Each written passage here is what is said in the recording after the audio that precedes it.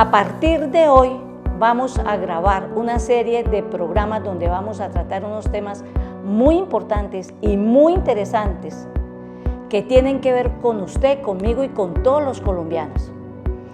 Soy contador público de profesión, especialista en finanzas públicas, con estudios en contratación estatal, en control fiscal, con conocimientos básicos de economía, administración, derecho y con una experiencia de más de 38 años en la administración pública y sobre todo en entidades del orden nacional.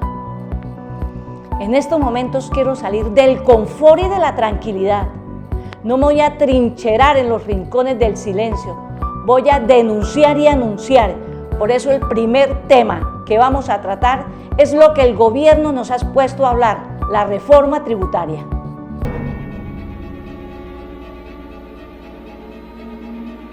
Vamos a bajar impuestos y a subir los salarios de los trabajadores colombianos. Que quiere tener mejores oportunidades de trabajo y que no nos suban más los impuestos. Yo estoy en contra de un IVA del 19%. No podemos pasarle a la clase media toda la cuenta del derroche de los últimos años. Pero ¿sabe qué? Nos vamos a remitir lo que usted, señor presidente, nos ha venido manifestando durante tanto tiempo en los medios. Aquí tenemos que pensar es con patriotismo. ¿Quién se puede oponer a esta agenda social? ¿Quién se puede oponer a que haya más ingreso solidario para más millones de familias? ¿Quién se puede oponer a la gratuidad educativa en la educación superior? ¿Quién se puede oponer a mayor devolución del IVA? ¿Quién se puede oponer a esos incentivos para la generación de empleo? ¿Quién se puede oponer a que le demos ese estímulo con el PAEF a las empresas por unos meses más? ¿Y quién se puede oponer a que nosotros estimulemos la generación de empleo en la pequeña y la micro y pequeña empresa de nuestro país? Que quién se va a oponer a la reforma tributaria cuando usted le quiere ayudar a los pobres. Que quién se quiere oponer a la reforma tributaria cuando se le va a devolver a los más necesitados. Y una cantidad de sandeces y estupideces, señor presidente. ¿Y sabe qué le digo?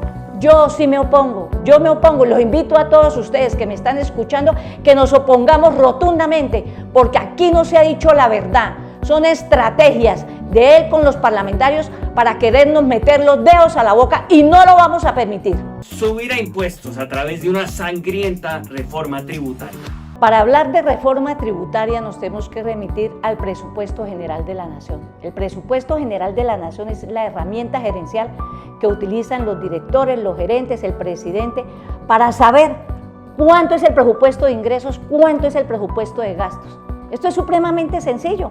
Usted, un triste empleado que se gane 1 millón de pesos, con su esposa, su hijo, ¿cuánto gana, cuánto gasta? Sin hilar tan fino. Pero, ¿qué pasa acá? Pongámosle mucha atención. Para la elaboración y preparación de este presupuesto para la ejecución del año 2021, estuvieron 6 meses los doctores de la economía preparándolo y teniendo en cuenta algo supremamente importante, que estábamos en pandemia, estábamos en esa situación tan delicada. Este presupuesto no puede ser igual al del anterior, este presupuesto se llama sui generis, especial. ¿Por qué? Porque nosotros no podemos ser tan irresponsables de incrementar el presupuesto anterior el 8 o el 10% y copiar del presupuesto. No, señores, tenía que ser totalmente diferente por los efectos fiscales de la pandemia. Resulta que, y pasa, que este presupuesto es socializado con los parlamentarios todo, persona a persona, hacen la socialización con los economistas y dicen perfecto, hasta ahí está lo mío. Luego llegan, nombran unos ponentes y allá en el Congreso exponen los motivos y el parlamentario se da cuenta que le hayan metido los 100.000 millones como a los parlamentarios santanderianos, de que le hayan metido para pavimentar la vía todavía de Curos a Málaga, que la han pavimentado 5 veces. Cuando ya ve que está ese presupuesto, al 31 de diciembre todos aplauden y dicen, listo, ahí está el presupuesto listo. ¿Y qué hace el gobierno? Saca el decreto de liquidación a 31 de diciembre y empezamos el 1 de enero con ese presupuesto que fue debidamente aprobado por los parlamentarios. Ojo, póngale atención porque más adelante les voy a contar la estrategia de los parlamentarios cuando ellos aprobaron el presupuesto general de la Nación con esas características. Así se distribuirá el dinero. Casi 60% de los 314 billones de pesos del presupuesto general de la Nación del 2021 se irán en gastos de funcionamiento.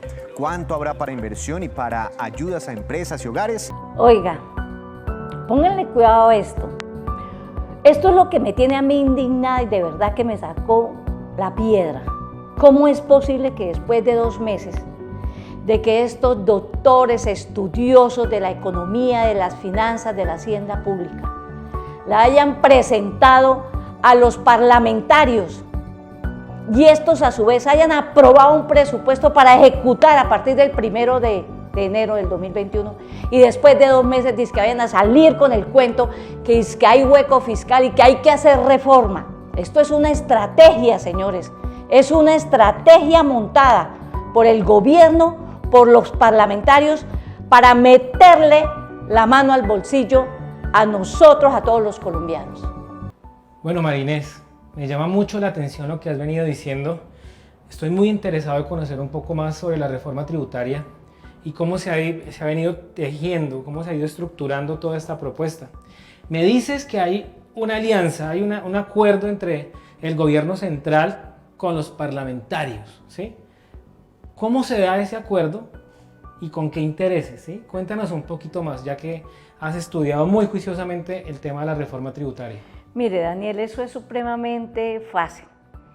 Resulta que tenemos que tener en cuenta que el año entrante hay elecciones parlamentarias y que realmente los parlamentarios, el nivel de desfavorabilidad es supremamente alto. Entonces, ¿qué pasa? Ellos ahora que van a aprobar sí o no la reforma tributaria, ¿por qué no hicieron los ajustes en el momento en que a ellos se les socializó y se les entregó para su aprobación? Entonces, ¿qué va a pasar? Dice, por decir algo, lo más sensible, que va a haber IVA a la canasta familiar, por decir algo, la sal, el azúcar y el chocolate. Entonces va a salir aquel parlamentario santanderiano y va a decir, no, yo no estoy de acuerdo a que se grave el chocolate, la sal y el azúcar. Entonces todo el mundo, uy, qué barraquera, ese parlamentario hay que volverlo a elegir, porque imagínense, está aprobando, no está aprobando el IVA, la berraquera. Mentiras, mentiras, él debió haber hecho eso, pero cuando lo estaban socializando allá en el Congreso, y no ahora. Entonces, ¿qué?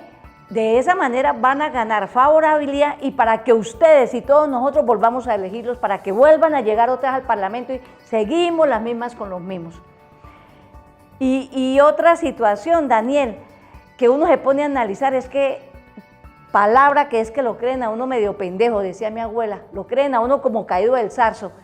Dice el presidente que hay un hueco fiscal de 25 billones y resulta que dice el presidente que con esos 25 piensa devolver a los pobres, a los menos favorecidos. Entonces, ¿cuánto es el hueco fiscal? Entonces, ahí mismo se cae su peso, Daniel.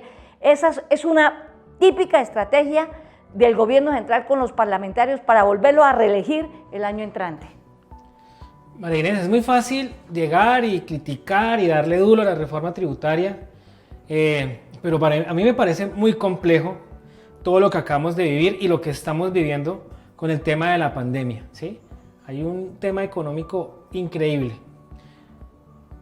Fácil criticar. ¿Qué propones tú si fueras el presidente de la República en este momento? ¿Hay alguna forma de que no sea por medio de una reforma tributaria? ¿Hay otra manera o simplemente critiquemos o qué?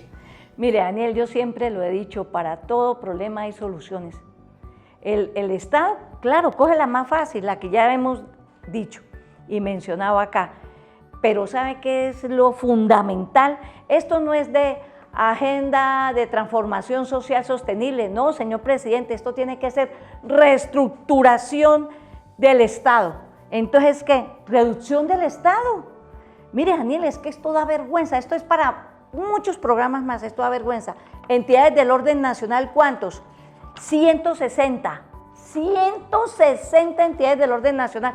Esto es una sinvergüenzura de reducción total del Estado. Estos son pañitos de agua tibia, porque el año entrante tenemos otra reforma y en el 23 también, y así sucesivamente. Esto hay que reducirlo, primer punto. Y segundo punto, mecanismos de control fiscal, Daniel, es que, mire, se roban 50 billones, entonces, ¿dónde están los organismos de control? Esto hay que reestructuración total en las contralorías, control fiscal. Y tercero, fortalecer a la DIAN para perseguir a los evasores y a los que eluden. La evasión y la elusión es lo que tiene fregado a nuestro país. Déjame ver si entendí, a ver si... no soy doctor en este tema, pero lo que acabas de decir es... Hay una cantidad, ¿cuánto es? ¿160 y qué? 160. 160 organismos del Estado. Del orden nacional, no más. Que están chupando este presupuesto, ¿sí? Y muchas de estas cosas pueden ser innecesarias, no sé si nos dices una o dos o tres, que sean innecesarias, ¿no? Entonces, ¿por qué por ahí más bien no recortan para que no sea la reforma tributaria que le va a caer en las espaldas de la clase media y más bien que sea a los organismos del Estado? ¿Qué es eso? Mire, por decir algo, Daniel, Agencia para la Reincorporación y la Normalización, Agencia Nacional Inmobiliaria Virgilio Barco Vargas, Agencia de Renovación del Territorio. O sea, esto realmente, esto da pena, señores parlamentarios, esto es una sinvergüenzura. Y ustedes han permitido esto porque ustedes son los dueños precisamente de esas entidades, de esos cargos. Ustedes son los que colocan ahí al gerente, al director, usted mismo, y por eso a ustedes les duele reestructurar el Estado. Pero hagamos la reestructuración del Estado. Me comentan por Twitter, siga soñando que van a reestructurar el Estado. Pues sí, seguiré soñando, pero la reestructuración del Estado es una solución definitiva y no pañitos de agua tibia. Un IVA del 19% es muy alto y ahora más tributos, sí, delicado, porque es que le van a aplicar más tributo a productos de la canasta familiar, donde del 5 pasamos al 19%. Otra persona me comenta, usted ya debe estar pensionada, ¿qué hace jodiendo? Eso mismo dice mi hijo y mi familia, que no siga jodiendo, pero ¿sabe qué? Seguiré jodiendo por un nuevo país.